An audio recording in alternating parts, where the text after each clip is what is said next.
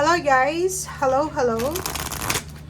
Welcome dito sa aking channel, Kapalaran 888 Sagittarius.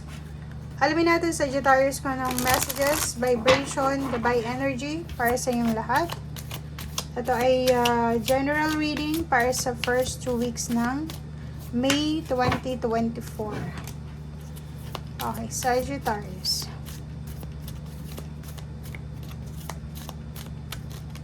Sorry. Okay, intuition, manifestation. Woo. Okay, so kung makikita mo dito, posibleng may madidiscover ka na isang bagay or talent siguro, 'di ba? Sagittarius, posibleng may madidiscover ka na isang paraan para kumita ng pera, or posibleng makakahanap ka ng trabaho if looking for a new job or new career ka. Or nakikita natin kumikinang kasi siya para siyang diamante or gold. So, kung ano man tong madidiscover mo, is posibleng magdadala yan sa'yo ng financial success and new beginnings. Okay?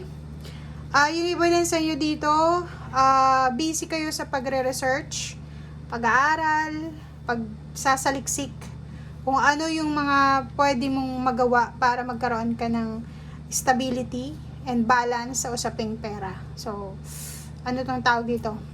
Financial literacy. Parang gano'n. So, ang iba is nag-aaral, pinag-aaralan kung paano kumita ng pera sa internet, or pinag-aaralan kung ano yung pwede nilang magawa kahit nasa bahay lang sila, or paano ba magsimula ng isang business or kano pa man.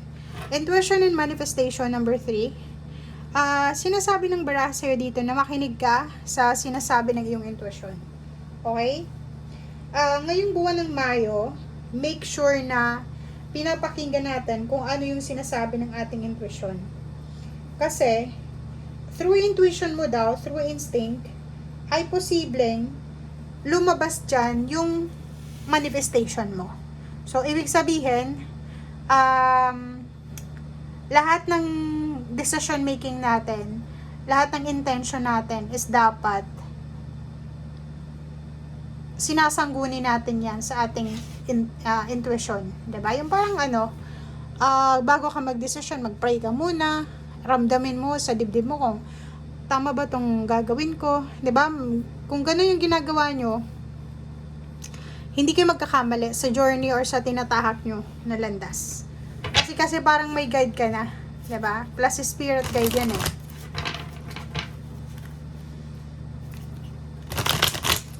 Diba? Halimbawa may decision kang ginagawa or gusto mong gawin, tapos mag-pray ka muna. After mong mag-pray, kahit hindi ka sigurado, iisipin mo, bahala na.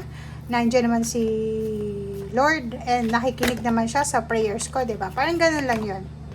Hope, oh. Diba? May pag-asa. Sagittarius, nakikita natin dito na punong-puno ka ng pag-asa, lalo na sa usaping pera, financial or tangible things, physical things. May pag-asa ka, kahit sabihin natin na marami siguro sa inyo ang maraming plano sa buhay pero hindi natuloy, nakikita natin na may pag-asa pa rin. May nawasak na pwedeng pangarap, may nawasak na plano ang posibleng matutuloy ulit or may pag-asa pa.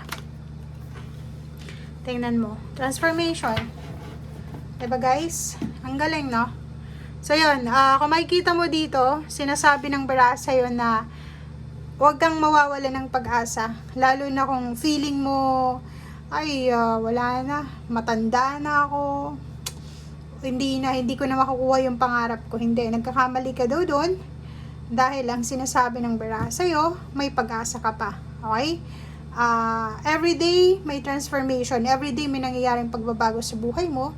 So, huwag kang mawala ng pag-asa. Kasi, pag nawala ka ng pag-asa, talagang wala na yan. Kasi sino po yung motivate sa'yo? Kung ikaw mismo, hindi ka na motivated. Diba? Like for example, gusto mong makapag-ipon ng pera, gusto mong makahanap ng trabaho, may pag-asa pa. Oh, 'di ba? Ito double confirmation, transformation and wheel of fortune. Isa lang yung sinasabi nila. Meron ditong completion, is a positive endings, completion, finish line, achievement. So, may ma-achieve ka sa buhay. So, wag mong isipin na kesyo kulang yung pinag-aralan mo, mahirap ka lang, wala kang connection, may edad ka na, may sakit ka, wala ng pag-asa. May pag-asa. Yun yung sinasabi ng baraha. Impress, di ba? May new beginnings tayo dito eh. Yung prosperity na abundance, dumarating yan sa mga taong hindi sumusuko. So, ang sabi sa'yo dito, huwag kang sumuko. Ituloy mo lang.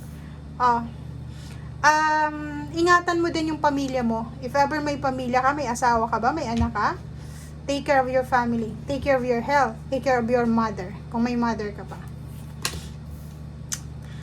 Nakikita ko sir dito yung reclaiming of your power. So, kung dati ay for several months, pwedeng 6 months ago, hindi naging maganda yung takbo ng financial mo, or hindi naging maayos yung takbo ng trabaho mo, or literal, wala kang trabaho, posible ngayon is mayroon ka ng trabaho, hindi man kalakihan yung sweldo, pero sobra kang masipag, sobra kang motivated na gawin ko ano yung 'di ba? Gawin ko ano yung nararapat. Parang yun yung sinasabi ng baraha.